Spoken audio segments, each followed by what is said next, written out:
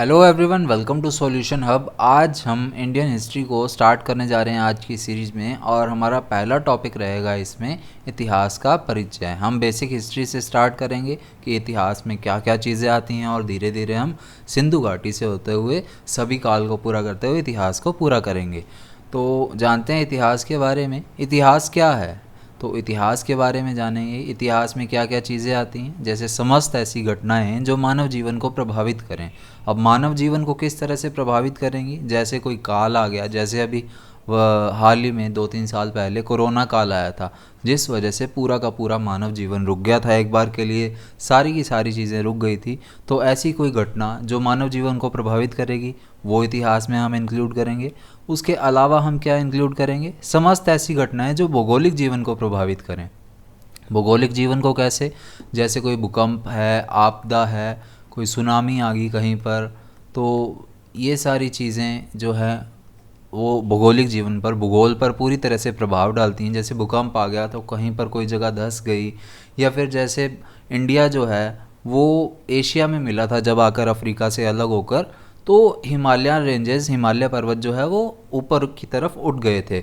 यानी कि एक बड़े से पहाड़ ऊपर की तरफ उठ गए, जिसे आज हम हिमालय पर्वत के नाम से जानते हैं। तो वो भी भौगोलिक जीवन को प्रभावित किया था उसने, तो वो भी इतिहास में माना जाता है। उसके अलावा इतिहास क्या होना चाहिए? इतिहास में क्रमबद्धता, एक सीक्वेंस, एक ऑर्डर होना आवश्यक है। आप किसी भी डेट में जाइए तो सीक्वेंस के बिना आप नहीं पढ़ पाएंगे। जैसे हम डेट्स को ही फॉलो करते हैं, करंटली 2023 चल रहा है, तो आगे हम 2025 में नहीं जाएंगे, पहले हमें 2024 क्रॉस करना पड़ेगा। तो इसीलिए जैसे हम वर्तमान में जीते हैं, इतिहास में भी वैसी ही घटनाएं हैं कि एक सीक्वेंस, एक ऑर्डर होना बहुत ज़रूरी है। और उसके अलावा इतिहास कैसे जाना जाता है? इसके लिए साक्ष्य जो है, यानी कि एविडेंसेस, प्रूफ जो है वो बहुत ज़रूरी होते हैं। बिना प्रूफ के कोई भी काम नहीं होता है। इसीलिए इतिहास के लिए भी हमें कोई ना कोई प्रूफ होने चाहिए हमारे पास। तो अब जानते हैं प्रूफ के बारे में। तो प्रूफ जो है वो किस किस तरह के हो सकते हैं हमारे सामने। तो इतिहास को जानने के लिए हम जिन साक्ष्यों की, जिन प्रूफ की बात करेंगे, उनमें पर्टिकुलरली ये 3 टाइप से डिवाइड किए गए हैं। पहला है पुरातात्विक साक्ष्य, फिर है साहित्यिक साक्ष्य, और फिर विदेशी विवरण। पुरातात्विक यानी कि आर्कियोलॉजिकल प्रूफ्स जो हैं, और साहित्यिक यानी कि जो लिटरेरी प्रूफ्स हैं, हमारे पास लिटरेचर से रिलेटेड प्रूफ हैं। और उसके अलावा विदेशी विवरण, जो फॉरेनर्स ने आकर अपनी टिप्पणी की और उसके अलावा आपने जो ग्रंथ लिखे, वो विदेशी विवरण में ऐड हो जाएगा। तो पुरातात्विक साक्ष्य में जानते हैं क्या क्या चीज़ें आती हैं। इसमें पर्टिकुलरली अभिलेख आएंगे, मृत भांड आएंगे, भित्ति चित्र आ जाएंगे। और अभिलेखों में भी क्या क्या चीज़ें आती हैं? अभिलेखों में जैसे शिलाओं पर लिखे गए लेख शिलालेख कहलाते हैं। स्तंभ लेख हो गए, जो स्तंभों पर, बड़े बड़े पिलर्स पर लिखे गए लेख हैं, वो स्तंभ लेख आ जाएंगे। उसके अलावा गुहा अभिलेख, यानी कि जो केव, जो गुफाएं होती हैं, उनके ऊपरी सिरों पर, छोरों पर, किनारों पर जो लेख लिखे गए हैं, उनके एंट्रेंस एरिया पर, वो गुहा अभिलेख। ताम्रपत्र हो जाएंगे, और उसके अलावा मुद्रा अभिलेख हो जाएंगे। फिर मृद भांड, जो मिट्टी से बने जो बर्तन हैं, उन पर कुछ ना कुछ लिखी गई चीज़ें मृद भांड में आ जाएंगी। और उसके अलावा हमारे सामने है भित्ति चित्र। अब अभिलेखों की बात करें, पर्टिकुलरली अभिलेख होते क्या हैं? तो अभिलेख होता है कोई भी कठोर सत्य है, उस पर लिखा गया कुछ भी लेख है, कोई भी विवरण है, वो अभिलेख कहलाता है। अब इसके अलावा जानते हैं साहित्यिक साक्ष्यों में। साहित्यिक साक्ष्यों में 2 पार्ट हैं हमारे पास, एक तो है धार्मिक और एक है धर्मेतर। धार्मिक जो ग्रंथ हैं, जितने भी जो हमारे पास साक्ष्य हैं हिस्ट्री से रिलेटेड, जैसे रामायण हो गया, महाभारत है, कुरान है, बाइबल है, ये हमें धर्म से रिलेटेड, जैसे वेद है, पुराण है, ये सारी चीज़ें क्या है, धर्म से रिलेटेड हमें जानकारी देती हैं। और लिटरेचर के अंदर भी काउंट होती हैं ये सारी चीज़ें, क्योंकि साहित्यिक साक्ष्य है ये। तो इससे भी हमें हिस्ट्री की जानकारी मिलती है, इतिहास की जानकारी मिलती है, तो इसे भी हम ऐतिहासिक पक्ष में जोड़ेंगे।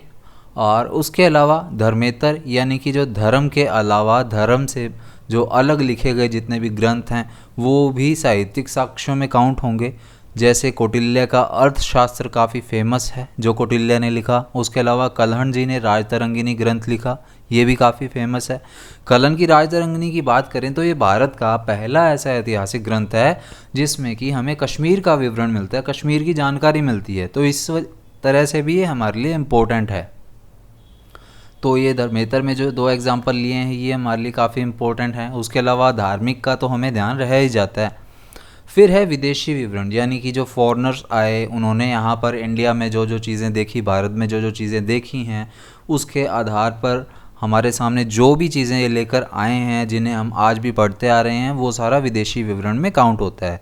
जैसे कि मैगस्थनीज ने एक अपना ग्रंथ लिखा था इंडिका, ह्वेन सांग जो कि चीनी यात्री था, इन्होंने लिखा सीयू की। उसके अलावा फाहियान ने लिखा फोको की।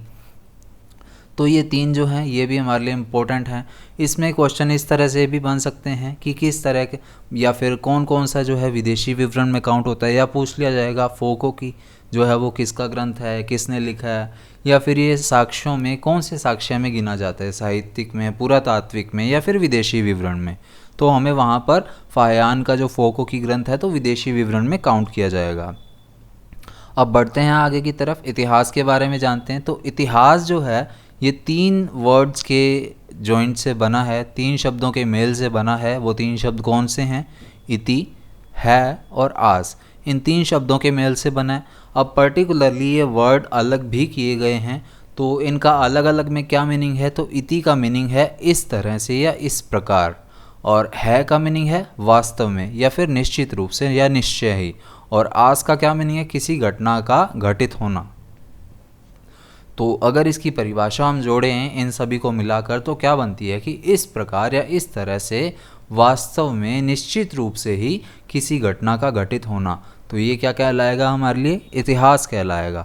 तो इतिहास की परिभाषा भी इस तरह से बन जाती है कि इस तरह से निश्चित रूप से ही वास्तव में किसी घटना का घटित हो जाना इतिहास कहलाता है। अब आगे बढ़ते हैं, इतिहास के बारे में जानकारी लेते हैं। तो जो इतिहास है वो भी तीन भागों में विभाजित है। तो इतिहास तीन भागों में विभाजित, तो ये भी तीन पार्ट्स में डिवाइड है इतिहास भी। अच्छा, ये जितने भी नोट्स हैं ये आपको टेलीग्राम पर सॉल्यूशन हब जी के नाम का जो चैनल है टेलीग्राम पर, इस पर अवेलेबल रहेंगे। तो वहाँ से जाकर आप ये नोट्स जो हैं वो ले सकते हैं, इन्हें प्रिंट आउट निकाल सकते हैं। लिखने की आपको कोई आवश्यकता नहीं रहेगी, इनके प्रिंट आउट निकालिए ताकि ज़्यादा समय जो है वो व्यतीत ना हो। तो सॉल्यूशन हब जी के नाम के टेलीग्राम चैनल पर आपको ये नोट्स अवेलेबल रहेंगे, जिसका लिंक जो है वो डिस्क्रिप्शन में मिल जाएगा। अब इतिहास को हमने देखा ये तीन भागों में विभाजित है, जिसमें पहला भाग जो है वो आता है प्रागैतिहासिक काल, फिर है आद्य ऐतिहासिक काल, और फिर है ऐतिहासिक या आधुनिक, या फिर जिसे हम वर्तमान काल भी कहते हैं, जिसमें हम ये सारा 1857 की क्रांति और उसके बाद का सारा विवरण जो है वो पढ़ते हैं। तो प्रागैतिहासिक काल के बारे में जानते हैं। प्रागैतिहासिक काल जिसे कि हम प्राचीनतम काल के नाम से भी जानते हैं। और इसके अलावा बात करें आद्य ऐतिहासिक काल की, तो आद्य ऐतिहासिक काल को हम प्राचीन काल के नाम से भी जानते हैं। और इसके तो नाम है ही ऐतिहासिक या आधुनिक या फिर वर्तमान काल। तो प्रागैतिहासिक काल में क्या हुआ? इसमें कोई भी लिखित साक्ष्य हमारे सामने मौजूद नहीं रहा, यानी कि इस समय में कोई भी हमारे सामने लिखा हुआ जो विवरण है वो हमारे पास नहीं था। सिर्फ हमारे सामने केवल और केवल पुरातात्विक साक्ष्य ही रहे। पुरातात्विक साक्ष्य हम सारे पीछे पढ़कर आए हैं। और इसके अलावा इसे ही पाषाण काल कहा गया है, मतलब जो प्राचीनतम काल है या प्रागैतिहासिक काल है, इसे ही हम पाषाण काल, प्रस्तर काल या फिर पत्थर युग भी कह सकते हैं। तो ये सभी इसी के ही नाम है, यानी कि इस समय पत्थरों के औजार बनाए जाते थे, इसीलिए इसे पाषाण काल कहा गया। या फिर प्राचीनतम काल क्यों कहा गया वो भी हम जानेंगे अभी। अब आगे बढ़ते हैं। दूसरा हमारे सामने आता है आद्य ऐतिहासिक काल, या फिर इसे प्राचीन काल भी कहते हैं। तो ये क्या है? ये वह काल है जिसके लिखित साक्ष्य मौजूद हैं, मतलब इस समय के प्राचीन काल के हमारे सामने लिखित साक्ष्य मौजूद हैं, लेकिन आज तक इन्हें पढ़ा नहीं गया। मतलब लिखित साक्ष्य तो है हमारे पास लेकिन पढ़ा नहीं गया है, तो उसे हम प्राचीन काल में काउंट करेंगे। और जिसके लिखित साक्ष्य मौजूद ही नहीं है वो प्राचीनतम काल में आ जाएगा। फिर है इसके पुरातात्विक साक्ष्य भी हों। पुरातात्विक साक्ष्य हमारे सामने प्राचीनतम काल या प्रागैतिहासिक काल में भी थे और आद्य ऐतिहासिक काल में भी हैं, और आगे ऐतिहासिक या आधुनिक या फिर वर्तमान काल में भी हमें ये देखने को मिलेंगे पुरातात्विक साक्ष्य। तो इसका भी हमें ध्यान रखना है। पुरातात्विक साक्ष्य हमारे सामने तीनों काल में मौजूद रहेंगे। उसके अलावा ये जो सिंधु घाटी सभ्यता है, ये हमारे लिए इम्पोर्टेंट पॉइंट है। तो जो सिंधु घाटी सभ्यता है वो प्राचीन काल की या आद्य ऐतिहासिक काल की ही है, ये हमें ध्यान रखना है। और उसके अलावा ऐतिहासिक काल की बात करें, इसे ही आधुनिक काल या वर्तमान काल भी कहा जाता है। तो ये वह काल है जिसके लिखित साक्ष्य तो मौजूद हों और साथ ही जिन्हें पढ़ भी लिया गया हो। तो तीनों में डिफरेंस देखिए। प्राचीनतम काल में हमारे सामने लिखित साक्ष्य मौजूद नहीं थे, यहाँ पर लिखित साक्ष्य तो आए लेकिन इन्हें पढ़ा नहीं गया, और यहाँ पर लिखित साक्ष्य भी आ गए और इन्हें पढ़ भी लिया गया। तो इस तरह से इन कालों को डिवाइड किया गया है। प्रागैतिहासिक काल हो गया, आद्य ऐतिहासिक काल हो गया, और ऐतिहासिक या आधुनिक या फिर वर्तमान काल हो गया। तो अब प्राचीनतम काल की बात करते हैं। जो प्रस्तर काल है या पत्थर युग है, ये पहले नहीं माना जाता था। पहले दो ही माने जाते थे, एक तो प्राचीन और एक आधुनिक या वर्तमान काल, ये दो ही माने जाते थे। लेकिन फिर 1842 में क्या हुआ था, कर्नाटक राज्य के अंदर जो रायचूर जिला है, वहाँ का एक गांव है लिंगसुगर गांव, वहाँ से पाषाण काल के कुछ औजार मिले हैं।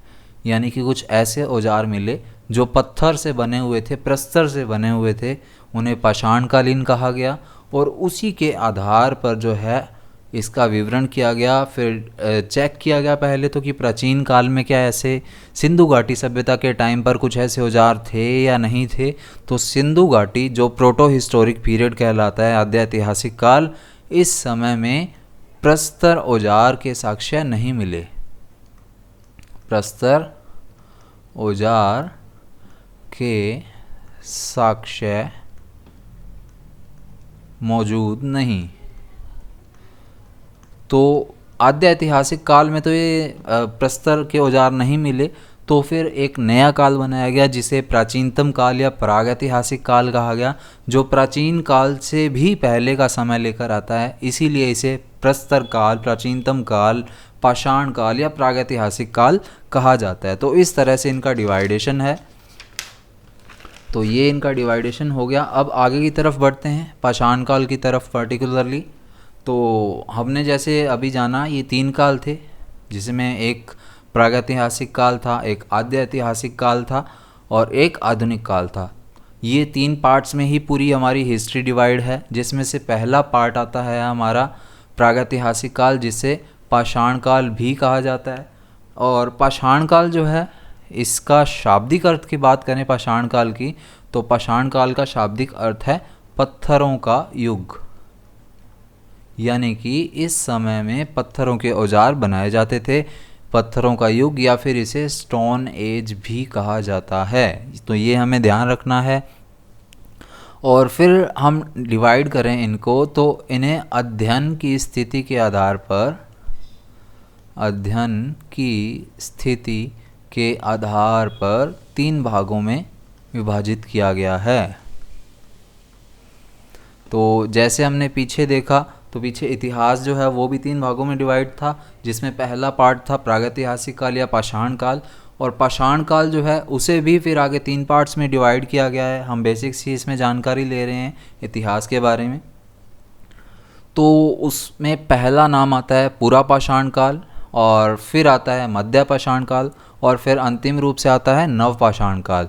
तो पहला है पुरा पाषाण काल। तो पुरा पाषाण काल के बारे में जानते हैं। इस काल में क्या हुआ, ये जो इस वीडियो में पॉइंट्स बताए जा रहे हैं, ये काफ़ी इम्पोर्टेंट हैं और काफ़ी एग्ज़ाम्स में क्वेश्चन पूछे गए हैं। उन्हीं के आधार पर ये जो नोट्स हैं तैयार किए गए हैं, तो ध्यान रखिएगा इनका। तो आदिम मानव की उत्पत्ति हुई थी। तो पूरा पाषाण काल में आदिम मानव की उत्पत्ति हो गई थी। तो हमसे ये पूछा जा सकता है कि आदिम मानव की उत्पत्ति किस काल में हुई। तो उसमें ये भी दिया जा सकता है आद्य ऐतिहासिक काल, या फिर पूरा पाषाण काल, या फिर पूरा पाषाण काल। अगर इस तरह से तीन ऑप्शन दे दिए जाते हैं तो फिर हमारा पहला आंसर रहेगा पूरा पाषाण काल। और वहीं हमें दे दिया जाए प्रागैतिहासिक काल, आद्य ऐतिहासिक काल और आधुनिक काल, तो फिर हमारा आंसर रहेगा प्रागैतिहासिक काल, जिसे हम पाषाण काल के नाम से भी जानते हैं। तो देखते हैं आगे। तो इस काल में जो आदि मानव था वो दयनीय स्थिति में था, या यायावर स्थिति, या फिर घुमक्कड़ स्थिति में था। तो इसका क्या मतलब है, दयनीय स्थिति में था, यानी कि इसके पास कोई रहने सहने की जगह नहीं थी, ये अपनी इधर उधर घूमता रहता था और अपना जीवन यापन करता था, तो इसलिए इसकी स्थिति जो है दयनीय थी। तो पूरा पाषाण काल में आदिम मानव की स्थिति जो है वो घुमक्कड़ स्थिति थी, वो इधर उधर भटकता रहता था। और इस काल में ही आदिम मानव जो है वो केवल शिकार करता था। तो इस काल में आदिम मानव जो है वो केवल और केवल शिकार करता था। इसके अलावा इसके पास कोई ऑप्शंस नहीं थे, कुछ ये जानता भी नहीं था, क्योंकि इधर उधर घूमता रहता था, इसे कोई ज़्यादा जानकारी तो नहीं थी उस समय पर, इसीलिए ये केवल शिकार करके अपना जीवन यापन करता था। और शिकार के लिए आदिम मानव द्वारा जो पहला बनाया गया औजार था उसे कहते हैं हस्त कुठार, या फिर इंग्लिश में इसका नाम है हैंड एक्स। तो ये हमारे लिए काफ़ी इंपॉर्टेंट क्वेश्चन बन जाता है, जिस पर स्टार या हैशटैग लग जाए वो काफ़ी इंपॉर्टेंट है हमारे लिए। और इस समय जो पहला औजार बनाया गया वो क्या था, हस्त कुठार। और औजारों का आकार इस समय कैसा था, तो औजार जो है वो काफ़ी बड़े बड़े थे इस समय में। अब क्योंकि आदिम मानव इस समय कुछ ज़्यादा जानता नहीं था, ना रहने सहने की जगह थी, बस केवल शिकार करता था, तो जिस तरह से भी इससे औजार बनाने आए उस तरह से इस आदिम मानव ने औजार बनाए और बड़े बड़े औजार बनाए। और आदिम मानव का इस समय में समूह में निवास नहीं था, वो केवल और केवल एकांकी जीवन जीता था। यानी कि कोई घर है नहीं, कोई ठिकाना है नहीं, तो किसके साथ रहेगा, कोई परिवार है नहीं। तो जिस तरह से भी रहन सहन हुआ, आदिम मानव ने अपना रहन सहन कर लिया, अकेले जीवन यापन किया। और आदिम मानव जो है इस समय आग से परिचित हुआ। तो ये हमारे लिए मोस्ट इम्पोर्टेंट पॉइंट इस पेज पर बन जाता है, इसके बारे में आगे भी हम पढ़ेंगे। अब बात करते हैं मध्य पाषाण काल की। तो मध्य पाषाण काल में क्या क्या हुआ, तो आदिम मानव ने जो है समूह में रहना प्रारंभ कर दिया। तो यहाँ हमने देखा था कि एकांकी जीवन जी रहा है वो, लेकिन यहाँ पर आकर वो समूह में रहने लग गया है।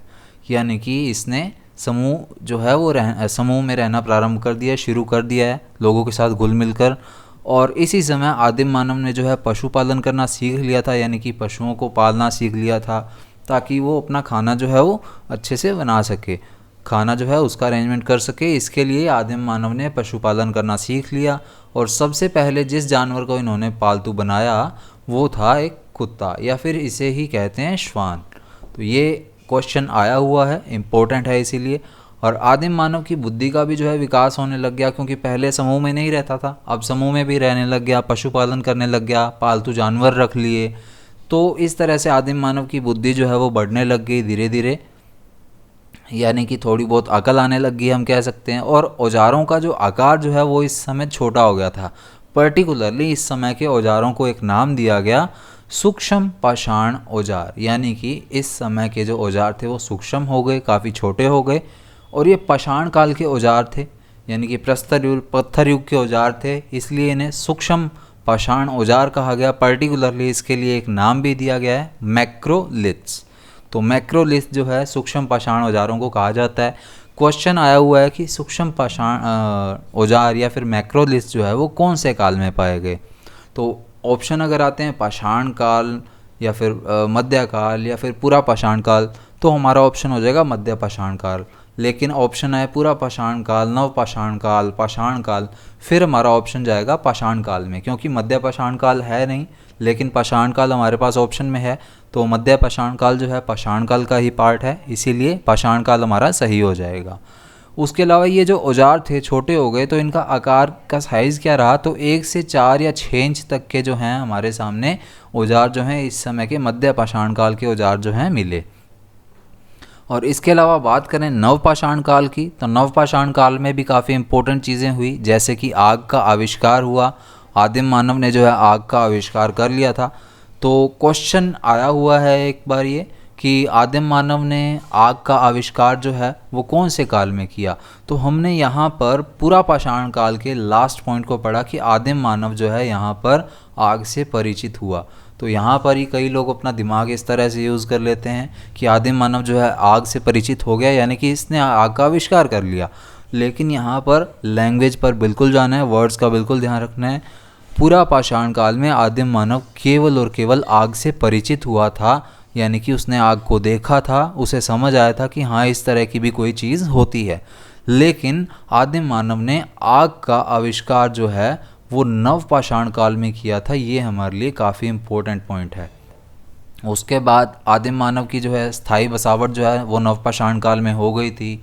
अब स्थायी बसावट होगी यानी कि एक जगह रहने लग गया, तो फिर रहेगा तो कुछ करेगा भी, और कुछ कर रहा है तो वो क्या कर रहा है, तो ये कर रहा है आदिम मानव जो है वो कृषि और खेती है उसकी शुरुआत कर ली फिर आदिम मानव ने। अब कृषि कर रहा है, खेती कर रहा है, तो खेती के लिए खेत में जाएगा तो खेत से कुछ लेकर भी तो आएगा। तो खेत से जो सामान लेकर आएगा, जो धान चावल या अनाज जो भी इसने बोया है, वो लेकर आने के लिए इसे किसी न किसी चीज़ की ज़रूरत पड़ेगी, कोई ना कोई इसे व्हीकल चाहिए होगा। तो व्हीकल बनाया, उसके लिए पर्टिकुलरली इसे पहिए का आविष्कार करना पड़ा। तो पहिए का आविष्कार कब हुआ? नवपाषाण काल में। और नवपाषाण काल का ये सबसे बड़ा आविष्कार माना जाता है कि आदिम मानव ने पहिए का आविष्कार किया। वो कौन से काल में किया? नवपाषाण काल में। और ये आदिम मानव द्वारा किया गया सबसे बड़ा आविष्कार है नवपाषाण काल का। उसके अलावा अब घर में रह रहा है, खाना खाएगा तो बर्तन भी चाहिए, तो इसने मृद भांड का सर्वप्रथम प्रयोग करना शुरू किया, सबसे पहले प्रयोग करना शुरू किया नवपाषाण काल में, यानी कि मिट्टी के बर्तनों का।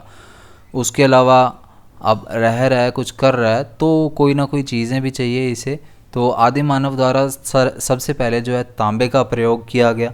तो जो सबसे पहले धातु जो है आदिम मानव द्वारा प्रयोग में लाई गई वो तांबे की धातु थी। तांबा धातु जो है वो आदिम मानव द्वारा सबसे पहले प्रयोग में लाई गई। तो नवपाषाण में काल में जो भी प्रयोग हुए हैं या जो भी चीज़ें हमें मिली हैं वो काफ़ी ज़्यादा इम्पोर्टेंट हैं। एक बार फिर से नवपाषाण काल को देखिए कि आग का आविष्कार हुआ। इसमें आग का आविष्कार कर लिया, अब एक रहने की जगह बना ली। अब रहने की जगह बना ली, कुछ करेगा भी तो कृषि कर ली, खेती कर ली। अब खेती करके जो धान या अनाज वगैरह है वो लेकर आएगा घर पर, तो उसके लिए कोई व्हीकल चाहिए, तो पहिए का आविष्कार कर लिया। अब रह रहा है, अनाज भी ले आया घर पर, तो उसे पकाकर खाने के लिए कोई बर्तन भी चाहिए, तो मृद भांड का प्रयोग भी करना उसने शुरू कर दिया। और सबसे पहले जो धातु है आदिम मानव ने प्रयोग की थी वो कौन सी थी? तांबे की धातु। अब यहाँ पर लास्ट में एक पॉइंट है कि आदिम मानव आग से सबसे पहले परिचित पुरापाषाण काल में हुआ, लेकिन आविष्कार जो है उसने नवपाषाण काल में किया। जैसे मैं बता चुका हूँ कि आदिम मानव ने पुरापाषाण काल में आग वगैरह देखी होगी, लेकिन उसने खुद से जो आग का आविष्कार किया था वो नवपाषाण काल में किया था। तो ये इसमें इम्पोर्टेंट पॉइंट रहेंगे, इन्हें ध्यान से सुन लीजिएगा और ध्यान से देखिएगा, काफ़ी इम्पोर्टेंट पॉइंट्स है। अब बात करते हैं चावल या धान के साक्ष्यों की भारत के परिप्रेक्ष्य में। भारत के संदर्भ में बात कर रहे हैं हम, तो चावल जिसे धान भी कहा जाता है उसके साक्ष्यों की बात करते हैं। तो यहाँ पर एक लिखा हुआ है प्राचीनतम और एक वर्ड आया है प्रथम। तो प्राचीनतम का क्या मतलब है? अगर प्राचीनतम वर्ड आ जाता है आपके सामने तो प्राचीनतम का मतलब होगा यहाँ पर वो प्रागैतिहासिक काल की बात की जा रही है। प्रागैतिहासिक काल, या इसी को ही हम पाषाण काल कहते हैं। और अगर प्रथम की बात की जाए कि प्रथम साक्ष्य कहाँ से मिले, तो फिर वो प्राचीन काल की बात की जा रही है भाई, ये प्राचीन काल हो जाएगा। या इसी को हम आद्य ऐतिहासिक काल भी कहते हैं, ये ध्यान रखिएगा, आद्य ऐतिहासिक काल।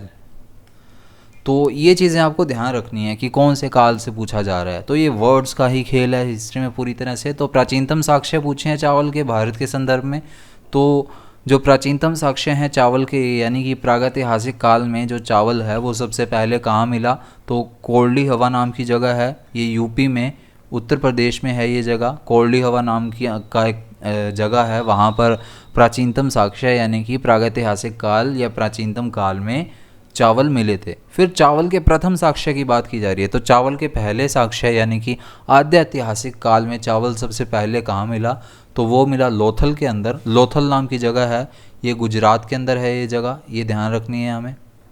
गुजरात जो है सिंधु घाटी सभ्यता का स्थल भी है, और लोथल जो है वो सिंधु घाटी सभ्यता का स्थल भी है।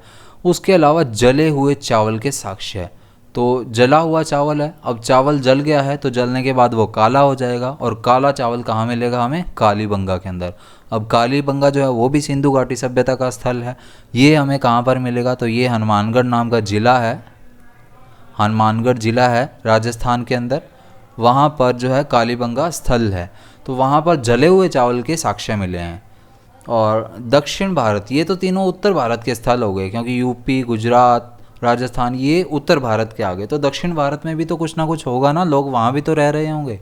तो दक्षिण भारत में जो खेती की गई वो सबसे पहले रागी की खेती की गई। उत्तर भारत में तो चावल चल रहे हैं, तो दक्षिण भारत में रागी की खेती की गई है। अब रागी क्या है? बाजरा जो है, बाजरे का छोटे जैसा रूप होता है। बाजरा जिस टाइप में होता है उससे थोड़े छोटे साइज़ में एक खेती की जाती है एक चीज़ की, जिसे रागी के नाम से जाना जाता है। तो दक्षिण भारत में सबसे पहले किस चीज़ की खेती की गई? तो तब हमारा आंसर होना चाहिए कि दक्षिण भारत में रागी की खेती जो है वो की गई। तो ये चावल या धान के परिप्रेक्ष्य में हो गए। अब प्राचीनतम और प्राचीनतम को प्रागैतिहासिक काल कहेंगे, और प्रथम आ जाए तो आद्य ऐतिहासिक काल की बात होगी। ये बात बता दी है मैंने। अब बात करते हैं कुत्ते या फिर श्वान के जो साक्ष्य हैं वो मिले थे, वो कहाँ कहाँ से मिले। तो संदर्भ हमारा वही रहेगा कि प्राचीनतम के बारे में बात कर लेंगे, फिर प्रथम के बारे में बात कर लेंगे। प्राचीनतम का मतलब प्रागैतिहासिक काल, और प्रथम यानी कि आद्य ऐतिहासिक काल। तो मानव के साथ कुत्ते के शवादान के प्राचीनतम साक्ष्य है, यानी कि जो मानव है, आदिम मानव है, उसके साथ कुत्ते को दफनाए जाने के हमें प्राचीनतम साक्ष्य यानी कि प्रागैतिहासिक काल के साक्ष्य कहाँ से मिलते हैं? तो वो मिलते हैं बुर्ज होम नाम की जगह से। और बुर्ज होम जो है वो कहाँ पर पड़ता है? जम्मू कश्मीर में पड़ता है।